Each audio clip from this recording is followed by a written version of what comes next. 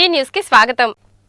Promise foundation ఆధ్వర్యంలో corona సోకిన కుటుంబానికి పేదరికంలో మగ్గుతున్న 3 కుటుంబాలకు నిత్యావసరాలు కూరగాయలు పంపిణీ చేశారు।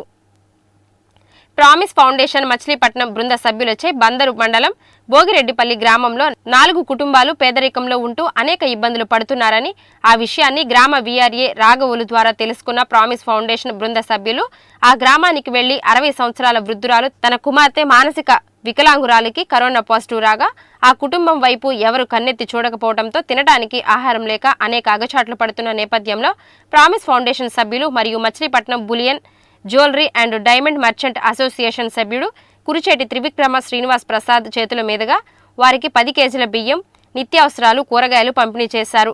అదేవిధంగా గ్రామ శివారులోని పంటచేల బోదె గట్టు మీద నివసిస్తున్న 2 కుటుంబాలకు మతి స్థిమితం కోల్పోయి 50 సంవత్సరాల వృద్ధుడికి నిత్యావసరాలు కూరగాయలు పంపిణీ చేశారు।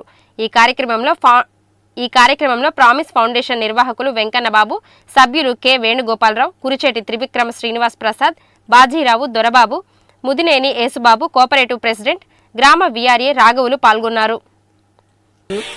ప్రామిస్ ఫౌండేషన్ కార్యక్రమంలో భాగంగా మచిలీపట్నంలో ఉన్నటువంటి ఈ భోగిరెడ్డిపల్లి గ్రామంలో కరోనా వచ్చిందని చెప్పేసి పేషెంట్ ఉన్నారని, చాలా దుర్భరమైన స్థితిలో ఉన్నారని వాళ్ళని ఎవరూ పట్టించుకోవట్లేదని చెప్పేసి ఇక్కడ వీఆర్ఏ అనేటువంటి రాఘవుల గారు మా ప్రామిస్ ఫౌండేషన్కి ఫోన్ చేసి నీ వంతు సహాయం ఏమన్నా చేయమని చెప్పేసి మాకు చెప్పారు।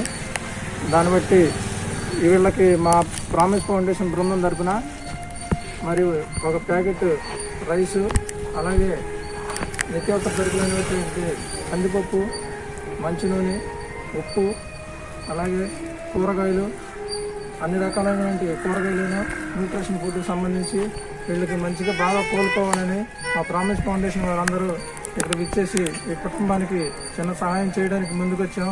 అలాగే ఇంకా ఎవరైతే ఎలాంటి వాళ్ళు ఉన్నారో వాళ్ళందరికీ మేము సహాయం చేయడానికి రెడీగా ఉన్నాం।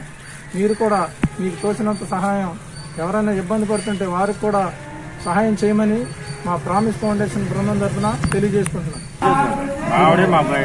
అంతకుముందు ఏం చేశారు మీరు? ఏ మెకానిక్?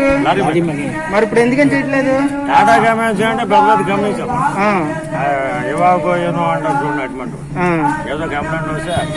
కంప్లైంట్ వచ్చిందని ఆపేసారు। ఇప్పుడు ఏం చేస్తున్నాం? ఇట్లాగే ఎవరో ఉండదు పొద్దున 2 లేచి గంటలు కూర్చుంటా, సాయంత్రానికి మనకు 12 గంటలు ఇచ్చారు, 12 గంటలకు అంటే పెద్ద పెద్ద కంపెనీ ప్రెసిడెంట్ గారు అంట ఆయనతో మాట తీసుకో।